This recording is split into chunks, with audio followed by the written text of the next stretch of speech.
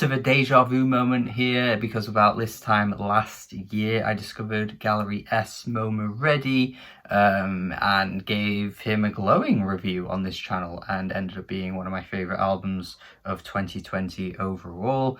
So, you know, 12 months later, here we are, and I'm once again reviewing MoMa Ready with some more music. He's pretty prolific and seems to have quite a lot of albums out in a relatively short period of time. And surprise, surprise, The Hands of Many Gods is out here, and it's honestly very, very good. Doesn't differ a huge amount from the previous stuff I've heard from MoMa Ready, or even some of the stuff that I've heard from Ace MoMa, who is, you know, Ace Mo and MoMa Ready, who collaborated last year as well with a great album. It's still that atmospheric drum and bass. Maybe this time around it feels a little more jungly. Sounds of jungle music definitely crop up on this album here and there, and there's just quite a hyperactive feel to this album. I mean, the beats, the instrumentals are moving so bloody quickly that it's sometimes hard to keep up. You're just kind of like jittering along to the beat, like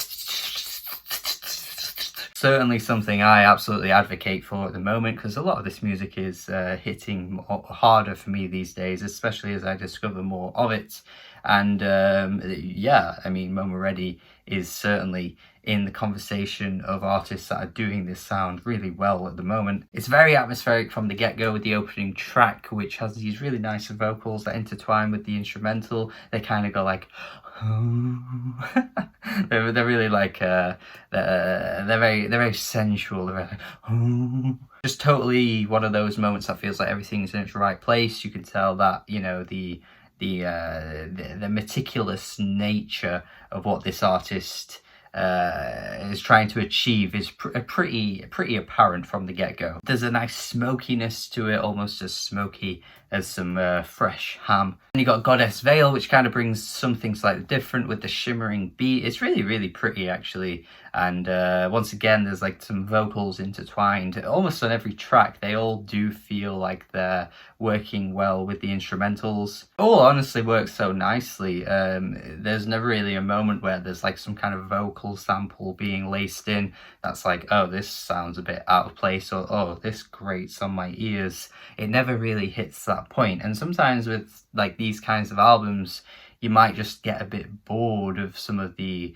vocal samples, but no, I don't think MoMa Ready really ever hits that point. I was talking about jungle music earlier, and the Junglist, with the title being as obvious as it possibly could, is probably the most influenced in this style. I mean, Jesus Christ, the beats per minute must be insanely high. Like, wow. This is just clobbering your ears. Kind of reminds me of like being on a game show. I mean, I've never been on a game show, but like watching a game show, like Crystal Maze, and they've got like 30 seconds to do a task, and it's just like,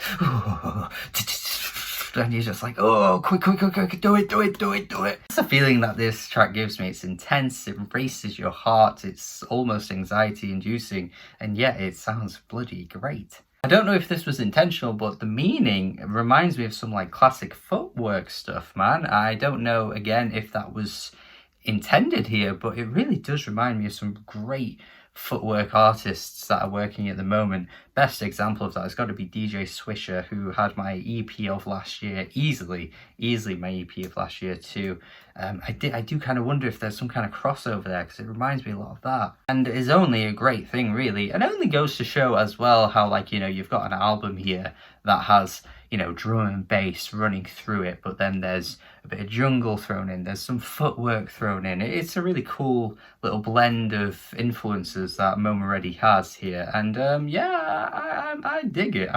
The only thing I'd say with this album, it feels more like you're getting the same qualities from one track as you do like 5 tracks. There's not exactly a huge amount of variation, and you know, it never gets boring or anything like that, but I guess I just wanted to be surprised in some places, and I never really was. I just got music here that was very enjoyable, and isn't quite as good as some of the stuff I've heard from this artist in the past, but regardless, they're very, very talented, and I enjoy this album a lot, so that's really all that matters. So yeah, 7 out of 10 from me. Definitely an early 2021 release that you should be checking out. I could have even clobbered it in or kind of piled it in with one of those videos, but I like this artist a lot and he deserves his own separate video really. But definitely check this one out. Hopefully you do and you enjoy it as much as I did.